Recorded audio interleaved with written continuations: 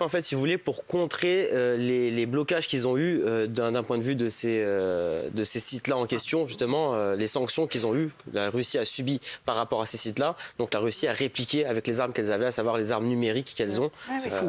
Exactement. Donc là, on est sûr que c'était pour ces autres sociétés, Wikipédia, YouTube aussi qui a été... On a Spotify, Discord, Wikipédia, Twitter, Facebook. Alors Twitter, c'est un petit peu foiré, mais on a Facebook, YouTube et ceux que je viens de citer qui ont été effectivement cyberattaqués. Et ça risque de se poursuivre encore sur le long terme. C'est que le début d'une cyberattaque qui ne fait que commencer en fait. D'accord. Donc là, vous allez nous dire ce qui peut se passer dans un instant. Vous allez voir, c'est incroyable ce que vous nous racontez, Idriss. Et vous allez voir que nous, notre cyberattaque, hier, on a parlé de cyberattaque. Oui. Et ça a alerté tout le monde parce que tout le monde actuellement est en alerte maximale sur les cyberattaques.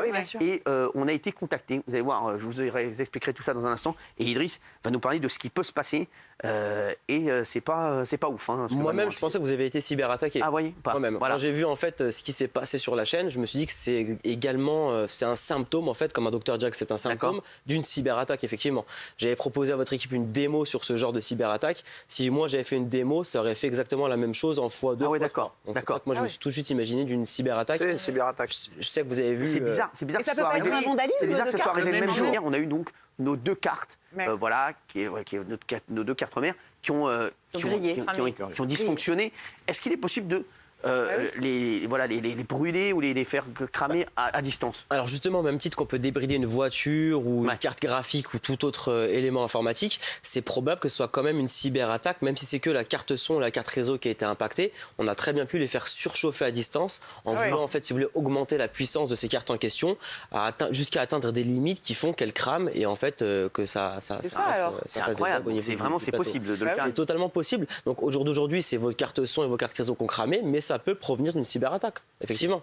C'est incroyable. Et puis, moi, je ne crois pas aux coïncidences. En même temps, il y a Spotify, on a eu France 24 à divers intervalles, donc je pense quand même que... Vous pensez qu'est-ce qui s'est passé quoi, vous pensez, Idriss, hier? Écoutez, vous avez quand même eu des invités sur votre plateau qui étaient quand même assez en lien avec la Russie. Je pense à Sergueï, si je ne me trompe pas. Donc, effectivement, ça peut déranger les services russes qui ont des agents un peu partout dans le monde qui peuvent intervenir à ce niveau-là. C'est incroyable. Hein, même nous, même les propos que les chroniqueurs, nous, on a eu aussi. Nous, on a eu des propos aussi. C'est vrai, ils s'en foutent un peu. C'est tous les plateaux. C'est du KGB quand même. Est-ce que, par exemple, il pourrait se mettre en position de couper le faisceau à un moment donné précis? Imaginons, on fait revenir Sergueï, il ne faut rien pendant, je sais pas, une semaine, et quand Sergueï est là et qu'il parle, hop, il coupe tout. Moi, vous me faites venir avec un simple PC et une machine, je reste en dehors du bâtiment et je bloque tout le réseau. Mais non, vous me signez une décharge et vous me payez le cabinet de monsieur Dupond-Moretti pour les attaques. Mais si on le fait, si on fait un test, si on fait un test pour nous, voilà, parce qu'il avait proposé de faire un test, Idriss d'ailleurs, et vous nous avez dit, il se serait passé exactement ce qui s'est passé hier. Alors, il se serait passé ce qui s'est passé hier, et en plus de ça, il n'y aurait plus de son dans les micros. Tout ce qui touche aux ondes, en fait, aurait été totalement impacté et coupé. Donc, tout ce qui est micro. Pour vous, donc hier, ça arrive que les deux cartes, crament en même temps. Écoutez, c'est arrivé quand même à un moment qui est un peu particulier, donc je me dis quand même qu'il n'y a pas de hasard par rapport à ça.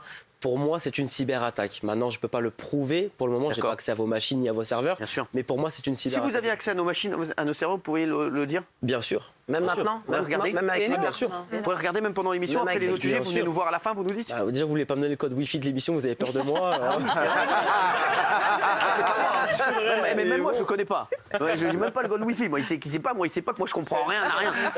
Idriss, c'est tout à fait possible. On va le faire. Parce que le contexte actuel est quand même assez particulier entre la Russie et l'Ukraine et entre le reste du monde. Si je peux me permettre, quand même, on a la Russie d'un côté qui a une armée d'hackers. Ils ont aussi à côté le renseignement. Donc, en l'occurrence, le GRU. Ils sont très puissants. Ils sont quand même dans le top 3 des pays qui sont les plus puissants pour effectuer des cyberattaques à travers le monde. Ils l'ont prouvé d'après leur historique. Donc, pour moi, il n'y a pas de hasard. Il faut savoir aussi qu'ils sont soutenus par pas mal de groupes de hackers, notamment le groupe Conti, qui sont spécialisés dans les ransomware. Alors, le public, normalement, doit savoir ce que c'est qu'un ransomware. Je vais le détailler un petit peu après. Et c'est pas mal de groupes de hackers qui sont affiliés à la Russie et qui aident la Russie justement pour effectuer des attaques à travers le monde pour tous ceux qui sont contre Poutine. Poutine et qui dévoile des choses qui ne sont pas forcément appréciées par la Russie. Oui, Gilles. Mais vous parlez éventuellement d'une cyberattaque venant de Russie qui aurait touché aussi C8. Ça veut dire que les services secrets russes écoutent l'émission et à un moment, il y a une réunion qui se passe où alors? À Moscou, ils décident de lancer une cyberattaque contre plein de médias différents en France. Si vous voulez, les services de renseignement du monde entier ont des gens dans le monde entier. Les services de renseignement français ont des gens au Maroc, que ce soit partout en Afrique, en Amérique, c'est pareil pour la Russie et en voire plus pour la Russie, donc c'est totalement probable. Oui, mais c'est vrai que nous, on parle moins de la Russie que d'autres chaînes d'infos. Mais vous avez invité Sergueï. Oui, Sergueï, il a été très visible au départ. Non, mais Sergueï, il était partout, je vous le dis. Depuis, il était partout, mais notamment sur C8. Voilà, surtout sur C8. Quoi. Surtout il était beaucoup sur BFM, beaucoup sur News, LCI. Il a été partout. Mais il n'est pas bousculé, peut-être qu'il ne dit pas la même chose que sur BFM ou sur CNews. Comme il dit, c'est vrai, il dit la même chose qu'il a dit chez nous. J'adore quand il dit, mais il dit partout la même chose. Donc la Russie, ça reste quand même un pays très puissant pour effectuer des cyberattaques. De l'autre côté, on a l'Ukraine, qui n'ont absolument aucun hacker, qui n'ont rien. La seule chose qu'ils ont, c'est qu'ils ont le vice-premier ministre, M. Fedorov, qui a fait un appel au monde entier en fait pour demander à des hackers du monde entier de les soutenir. Et par ce biais, ils ont quand même réussi à rééquilibrer la balance. On estime aujourd'hui qu'ils ont récupéré entre 250 000 et 300 000 hackers à travers le monde pour pouvoir aider l'Ukraine à cyberattaquer en conséquence par rapport à ce que les... Sur une cyberattaque, Idriss, on peut se défendre ou on peut que attaquer en...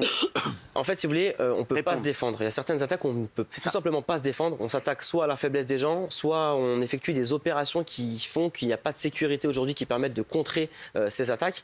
Maintenant, la meilleure solution pour se protéger d'une cyberattaque qui émane d'un pays quand même, c'est de cyberattaquer en retour et de faire peur au pays en retour. Donc, ils vont dire, écoutez, je ne veux pas le toucher parce qu'ils peuvent m'attaquer. C'est le seul truc en fait. Effectivement.